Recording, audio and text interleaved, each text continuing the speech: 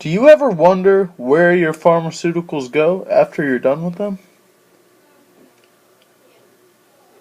Well, for one thing, it definitely goes into your body, but your body doesn't always use all of the pharmaceuticals that you take.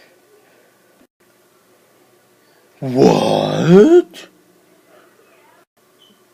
I know, that's crazy. But when your body is done with it, it tries to expel excess fluids and anything that really isn't necessary in your body anymore. This can also cause a problem.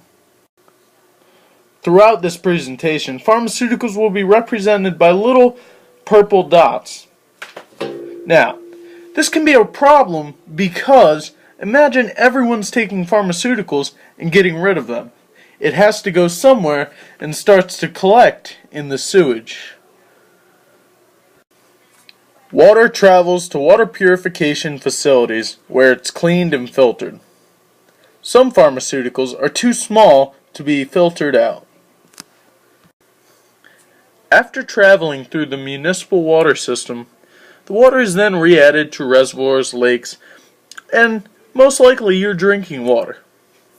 Keep in mind that the pharmaceuticals are still in the water represented here.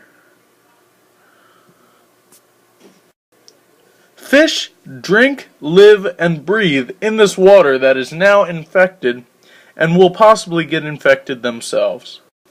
Through the food chain, it is amplified because bigger fish will eat smaller fish that are already infected and get infected from that.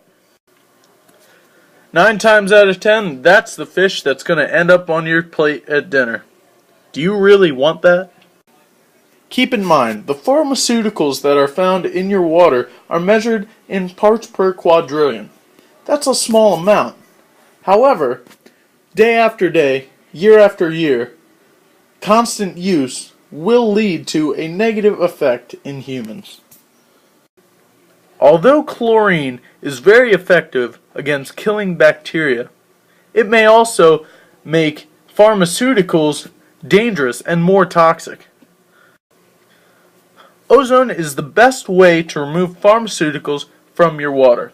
When added, it will actually release all of the pharmaceuticals and make it more pure, as seen in the figure to your right.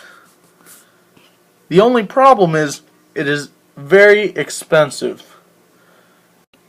Now, what can you do? Well, to begin, try to avoid throwing pharmaceuticals into lakes. Even throwing them away, it may end up in runoff or in the water cycle somehow. The best way to take care of your excess pharmaceuticals is to take it to a pharmacy. CVS is an excellent option. Unless prescribed, do not use pharmaceuticals.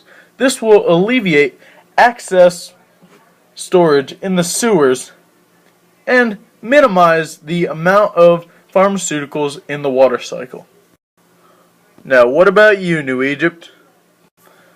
I personally do not know what is in the water of New Egypt, and not many people do. Therefore, we must test the water to see what we can do to minimize our risks. Finally, I think we should start raising funds for an ozonator. That way, if there is pharmaceuticals in the water, we have what we need to get rid of it. That makes everyone happy.